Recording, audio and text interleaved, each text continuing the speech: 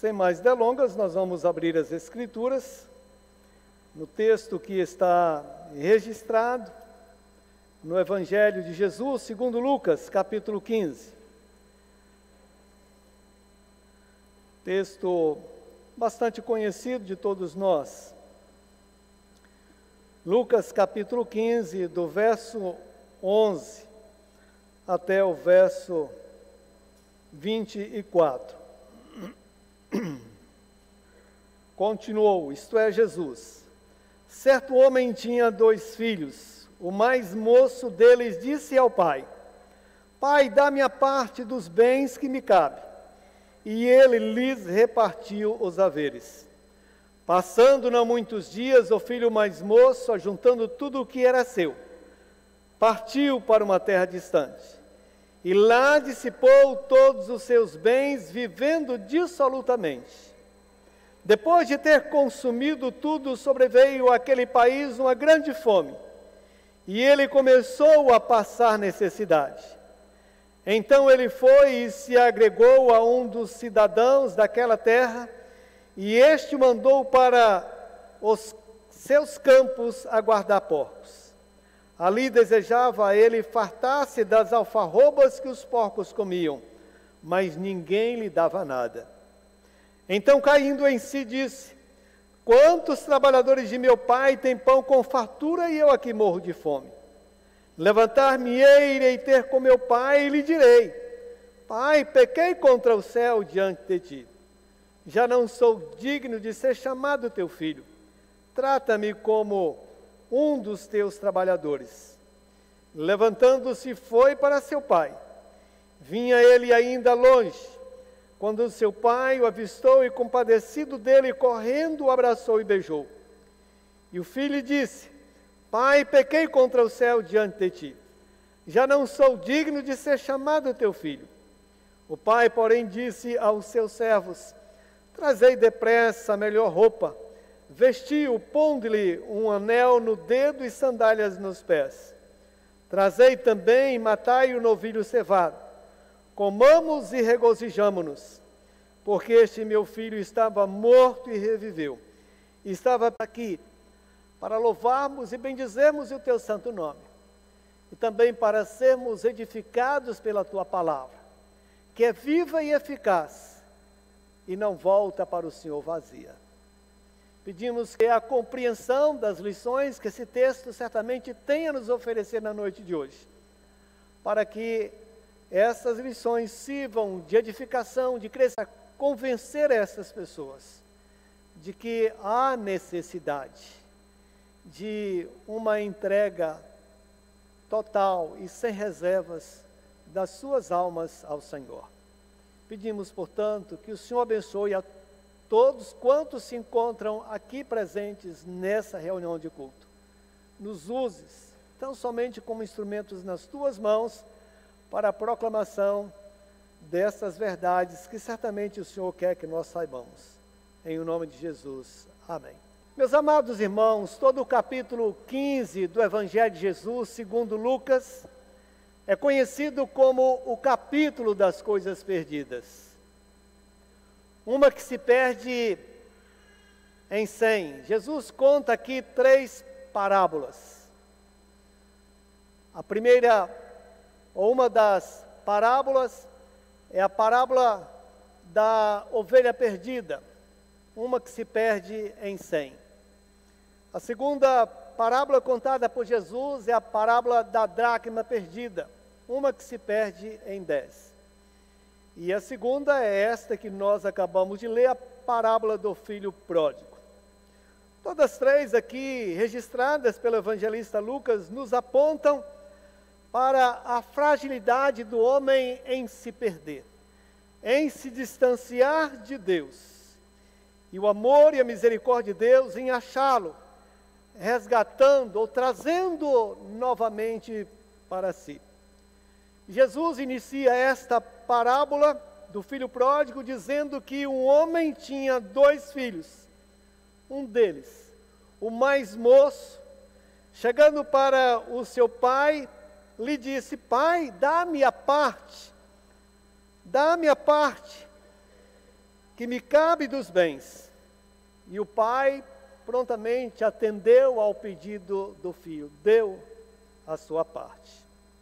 E o texto nos diz que, passado não muitos dias, este filho mais novo que recebe aquela herança por antecipação, ele parte para uma terra distante. Ele parte para uma terra distante. E é sobre isso que eu gostaria de comentar com os irmãos na noite de hoje. Sobre essa terra distante. Que terra distante seria esta para onde foi o filho mais moço? Podemos localizar essa terra geograficamente? É certo que não. É uma terra imaginária. Mas poderia ser a grande cidade de Éfeso, com aproximadamente 500.000 de habitantes. Uma cidade de grande importância política, econômica, religiosa, onde se cultuava, onde os seus moradores cultuavam a uma divindade, a uma deusa chamada Diana. Mas poderia ser também a cidade de Corintos, uma cidade cosmopolita, portuária, que recebia pessoas de vários lugares que iam para ali com a finalidade de comercializar. Poderia ser a cidade de Roma, a importante capital do Império Romano, onde haviam as bacanais, as festas pagãs, com todo tipo de orgia e de bebedeiras. Mas poderia ser também a cidade de Atenas, a capital cultural do mundo antigo, berço dos grandes filósofos como Sócrates, Platão, Aristóteles e outros mais. Enfim, poderia ser estas cidades ou qualquer uma outra cidade.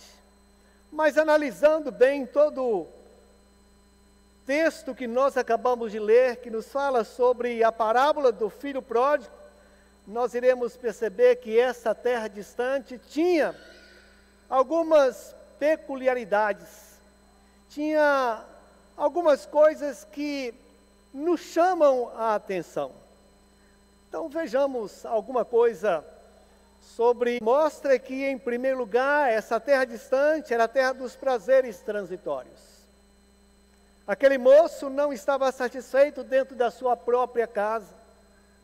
Certamente não tinha prazer e alegria com o transitório, passageiro, fugaz. Certamente tudo passou muito rápido e ele se encontrava agora numa situação extremamente precária de penúria e miséria. E uma das razões que o filho mais velho, seu irmão, não queria que o seu pai o recebesse de volta, foi exatamente porque ele gastou toda a sua herança que por antecipação recebera como meretrizes, vivendo dissolutamente. E tudo passou. Passou exatamente porque aquela terra era a terra dos prazeres transitórios. O mundo é assim. Os prazeres que o mundo oferece são transitórios, são passageiros. E é por isso que o evangelista João, na sua primeira epístola, ele diz que o que há no mundo é a concupiscência dos olhos, a concupiscência da carne, e que tudo isso passa rapidamente. Portanto, não devemos colocar os nossos olhos no mundo, naquilo que o mundo nos oferece, porque o mundo, com tudo o que nele existe, passa. Mas aquele que faz a vontade de Deus, aquele que anda na presença do Senhor, que é o melhor lugar onde nós devemos sempre estar, este sim permanece eternamente. Há um provérbio que diz que nem tudo que reluz é ouro. Aquele novo mundo para onde foi, ou aquela terra distante para onde foi o filho mais moço, lhe parecia algo atraente, convidativo, prazeroso. Mas tudo não passava de prazeres inteiramente transitórios. Mas, meditando nesta parábola, podemos dizer que essa terra distante também era a terra dos encantos ilusórios. Jesus nos diz aqui que depois de dissipar ou desperdiçar todos os seus bens, vivendo dissolutamente, depois de ter consumido tudo, sobreveio àquele país uma grande fome, e ele começou a passar necessidade. Todo o fascínio por aquele novo mundo havia chegado ao fim. Toda a sua expectativa fora agora quebrada. E ele, desiludido, com uma só realidade com a qual deveria contar: a necessidade e a fome cruel. E nós temos aqui, meus irmãos, um notável quadro do engano do pecado. O pecado muitas vezes nos é ilusão, porque a única coisa que o pecado faz é a destruição.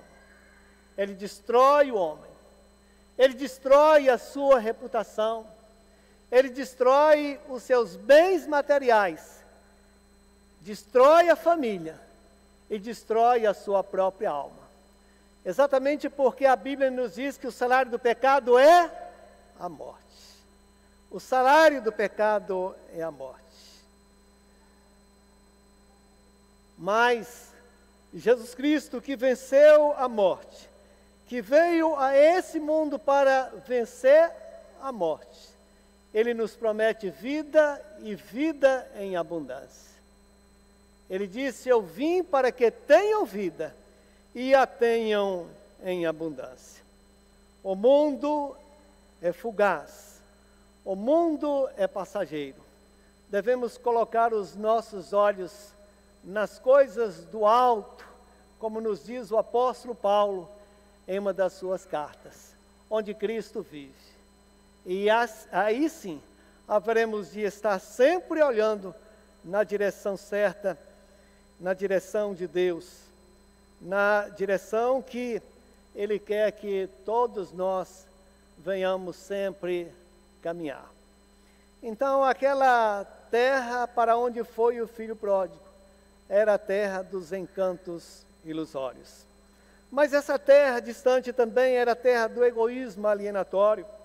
A parábola nos diz que depois de ter consumido tudo, isto é, toda a herança que por antecipação recebera do seu pai, sobreveio àquele país uma grande fome, e ele começou a padecer necessidade. E ninguém lhe dava nada. Quando chegou àquela terra, certamente fez muitas amizades, tinha muito dinheiro, construiu muitos relacionamentos, conheceu muita gente, mas agora, sem dinheiro, o que fazer? As pessoas se distanciaram, se afastaram. E assim é o mundo também. Assim é o mundo também. Assim são as amizades do mundo também. As pessoas, às vezes, dão valor a quem tem dinheiro. Se valoriza não pelo que se é, mas por aquilo que se tem. Esse, infelizmente, é o mundo que está aí diante dos nossos olhos. Um mundo onde as coisas são mais valorizadas do que as pessoas. E o filho pródigo, naquela situação de pobreza extrema, de grande necessidade, sem ter até mesmo o que comer, ele não conta, ele tem a fome diante dos seus olhos. E agregou-se a um dos cidadãos daquela terra, e este mandou para o campo para apacentar, para cuidar de porcos. segundo a nossa cultura, isso não quer nos dizer muita coisa. Mas segundo a cultura judaica, sim. Trabalhar com porcos, para um judeu, nunca, jamais.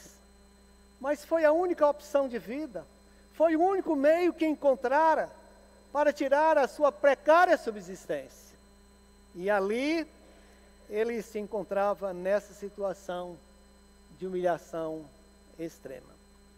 Então, o mundo que está diante dos nossos olhos é o mundo da humilhação, é o mundo da decepção. É o mundo em que as pessoas estão, muitas vezes, vivendo um padrão de vida de humilhação e decepção, exatamente porque se encontram distanciadas do Criador. Deus nos fez, segundo a sua própria imagem e semelhança, para que vivamos a imaginar. Quantos trabalhadores do meu Pai têm pão com fartura, não passa fome, e eu aqui estou nessa situação. E ensaiou um discurso para ser apresentado ao Pai, dizendo: voltarei e irei ter com meu Pai. E chegando lá lhe direi: Pai, pequei contra o céu diante de ti. Já não sou digno de ser chamado teu filho. Trata-me como um dos teus trabalhadores, e isto me basta. E assim ele o fez. Voltou arrependido para a casa do pai. E o pai, de braços abertos, o recebe de volta. Recebe de volta e dá um grande banquete. Reúne, quem sabe, vizinhos, amigos, e dá um grande banquete. Porque considerava que aquele seu filho estava perdido e foi achado. Estava morto e agora revivera.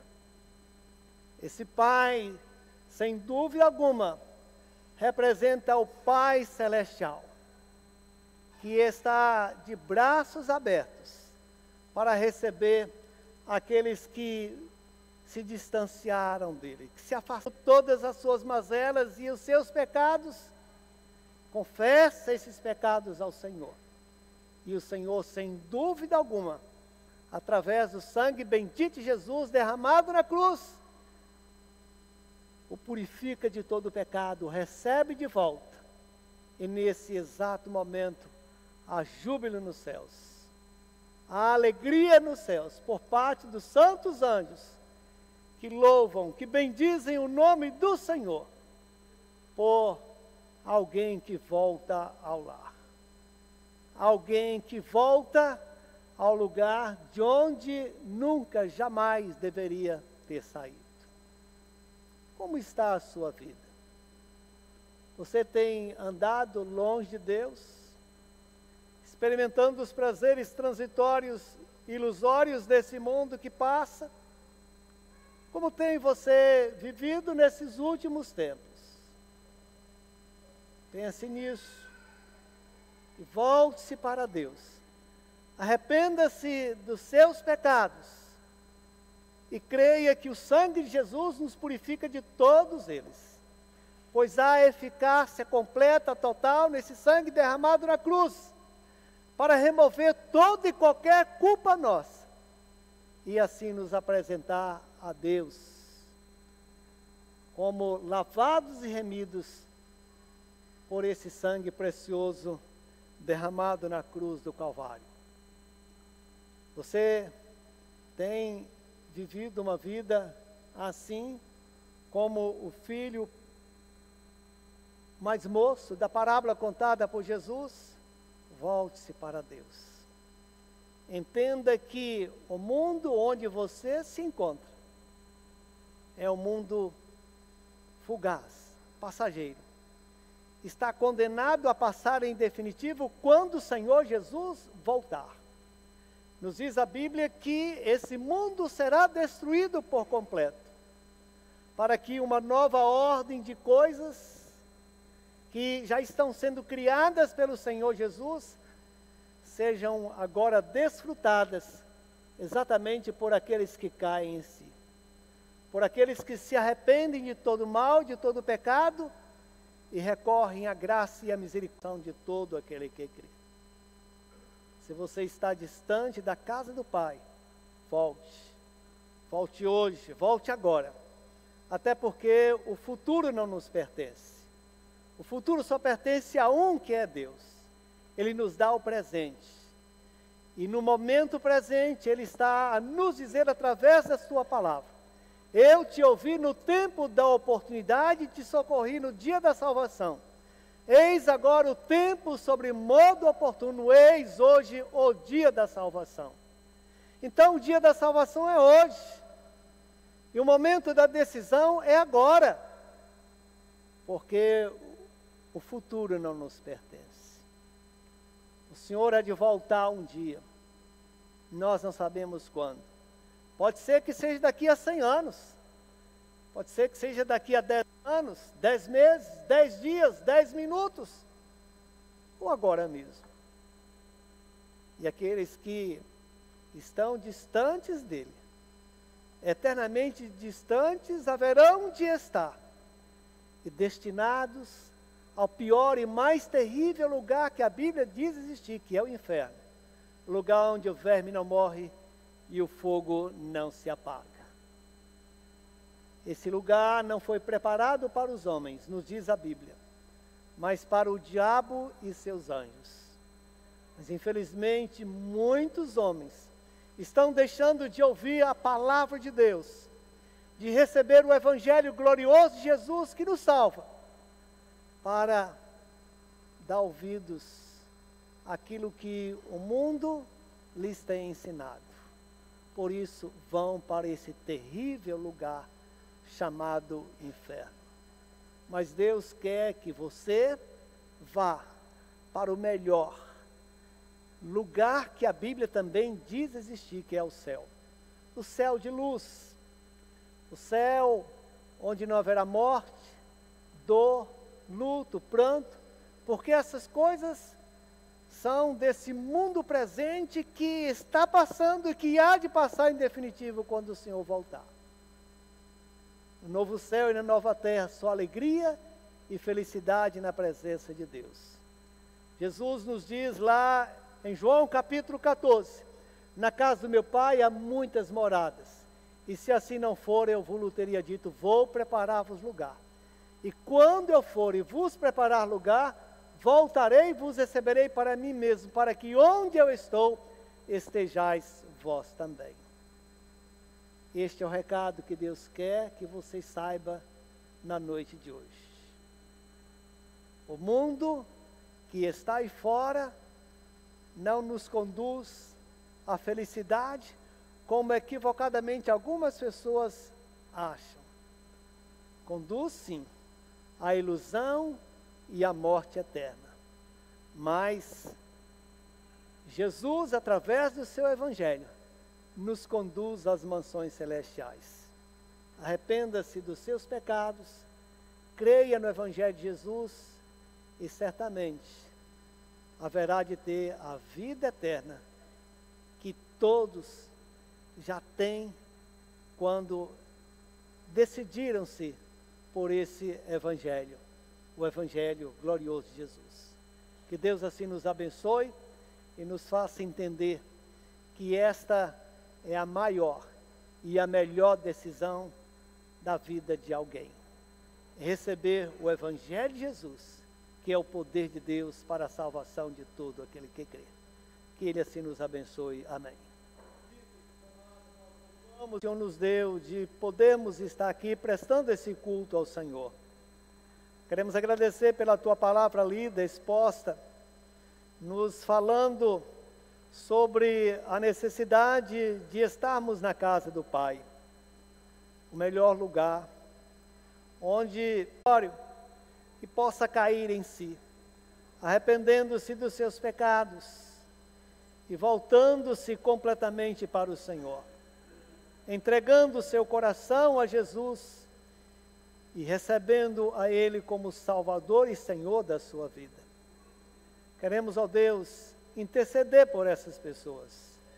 Se porventura houver alguém que ainda não tomou essa decisão ao lado de Jesus, que essa palavra também sirva de edificação-nos, ó Deus, em paz para os nossos lares, e nos dê sempre a tua bênção.